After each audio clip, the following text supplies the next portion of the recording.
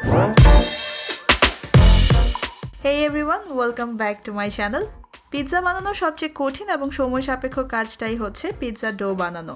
আর এই pizza do যদি খুব সহজেই আর কম সময়ে শুধুমাত্র দুটি উপকরণ দিয়ে বানিয়ে নেওয়া যায় তাহলে কিন্তু বাসায় পিৎজা বানিয়ে খাওয়াটা অনেকটাই সহজ হয়ে যাবে।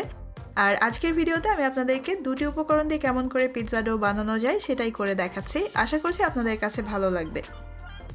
প্রথমেই একটা বোলে আমি 1 কাপ সেলফ রাইজিং ফ্লাওয়ার নিয়ে নিচ্ছি।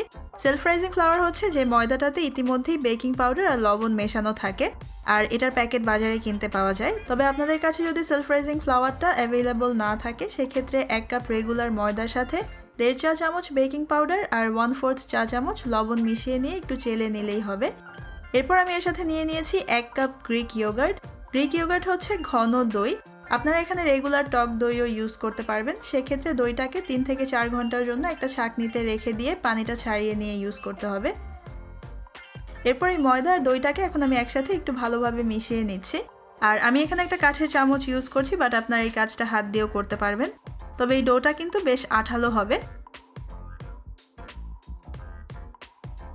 এখন একটা স্মুথ ফ্ল্যাট সারফেসের উপর আমি বেশি করে ময়দা ছিটিয়ে নিয়ে ডোটা এখানে নিয়ে নিয়েছি। এখন এই ডোটাকে আমি প্রায় 7 থেকে 8 মিনিটের জন্য খুব ভালোভাবে মথে নিব। আর ডো মথার সময় কিন্তু আরও বেশ কিছুটা ময়দা অ্যাড করতে হবে, সেটা মথার সময় বুঝে নিয়ে আপনারা অ্যাড করে নেবেন। যেহেতু এই ডোটা বেশ আঠালো হয় তাই মথার সময় হাতে এবং যে সারফেসের উপর আপনারা করছেন সেখানে লেগে যাবে। তখন আবার কিছুটা ময়দা নিয়ে এটাকে মথে নিতে হবে। আর এভাবে করে বেশ অনেকটা সময় নিয়ে ডোটাকে খুব ভালোভাবে মথে নিতে হবে।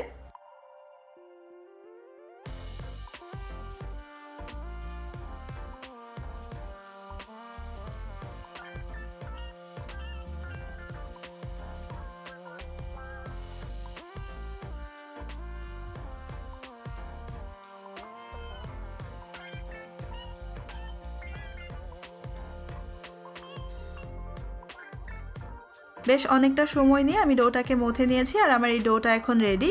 ডো মথার সময় আমার আরও প্রায় হাফ কাপের মতো ময়দা লেগেছে। এখন হাত দিয়ে আমি ডোটাকে এভাবে একটু ঘুরিয়ে ঘুরিয়ে গোল করে নিচ্ছি। আর আজকে আমি 1 কাপ ময়দা আর 1 কাপ দই দিয়ে যতটুকু ডো বানিয়েছি এটা দিয়ে আপনারা দুটো মিডিয়াম সাইজের অর্থাৎ দুটো 10 ইঞ্চ পিৎজা বানাতে পারবেন। হয়ে গেছে শুধুমাত্র দুটি উপকরণে তৈরি ইনস্ট্যান্ট পিৎজা ডো। এখন ডোটাকে আমি 10 মিনিটের জন্য একটু রেস্ট হতে রেখে দিব। আর এরপরই আপনারা এই ডোটা দিয়ে আপনাদের পছন্দ মতো পিৎজা বানিয়ে নিতে পারবেন। আমি কেমন করে এই পিৎজা ডো দিয়ে পিৎজা বানাবো সেটা নেক্সট ভিডিওতে আপনাদের সাথে শেয়ার করব। আশা করছি আজকের ভিডিওটা আপনাদের কাছে ভালো লেগেছে। আর আজকের ভিডিও দেখার জন্য আপনাদের সবাইকে অনেক ধন্যবাদ। সবাই খুব ভালো থাকবেন। আল্লাহ হাফেজ।